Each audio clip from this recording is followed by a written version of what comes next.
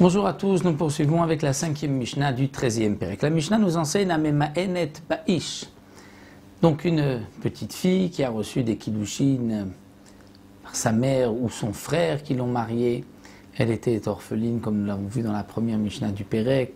Elle peut refuser ce mariage avant l'âge de 12 ans. Elle a refusé ce mariage, Vinisset Leacher, et elle s'est remariée avec quelqu'un d'autre, Vegersha, mais le deuxième l'a divorcée. Donc elle a eu un premier mariage avec Réhouven, elle a refusé le mariage de Réhouven, elle se marie avec Shimon et Shimon la divorce.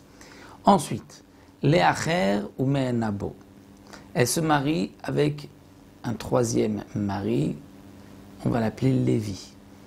Meshvatim Réhouven, Shimon, Lévi. Ou Me'enabo, mais elle refuse le mariage avec Lévi. Ensuite, Leacher, elle se marie avec Yehuda, Vegersha et lui la divorce. Ensuite, Leacher à Issachar ou Me'anabo et elle refuse ce mariage. Donc, comme nous l'avons vu déjà plus haut, Kol sheyatsa imenu beget asur alachzor lo. Celui qui a divorcé sa femme par un guet, lorsqu'ensuite elle s'est remariée avec quelqu'un, lui ne pourra pas la reprendre. Mais bemioun muteret lachzor lo. S'il l'a quittée par le mioun, là il pourra la reprendre puisque le mariage est annulé. C'est-à-dire que la Mishnah vient nous dire ici, bien que nous avons vu dans la 4e Mishnah, que si quelqu'un était marié avec une petite fille, il lui a donné un guet, et ensuite il la reprend et elle fait mioun, elle refuse le mariage, le mioun l'emporte sur le guet et on considère qu'elle n'a jamais été mariée avec lui, au point que si ensuite elle se marie avec Shimon et qu'elle divorce, elle pourra revenir chez Réhouven. Donc nous avons vu que le mioun, s'il vient après le guet, peut le déraciner, l'enlever, il n'y a plus de guet, il n'y avait pas eu de mariage. Mais tout ceci, c'est lorsque c'est la même personne, nous explique ici le Tana de la Mishnah.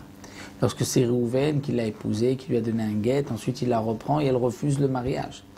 Mais si c'est Réhouven qui l'a épousée, elle refuse le mariage. Ensuite, elle se marie avec Shimon qui la divorce. Et ensuite, elle se marie avec Lévi, elle fait le mioun. Le mioun avec Lévi ne va pas annuler le guet de Shimon. Donc lorsqu'ensuite, elle se marie avec Yehuda et qu'elle divorce de Yehuda, donc pour Shimon, c'était sa femme qui l'a divorcée, elle s'est mariée entre-temps avec quelqu'un d'autre, il ne peut plus la reprendre.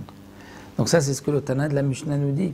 Tout celui qui a quitté sa femme par le guet ne peut plus la reprendre, puisque c'était sa femme, elle a divorcé, elle s'est remariée, il ne peut plus la reprendre.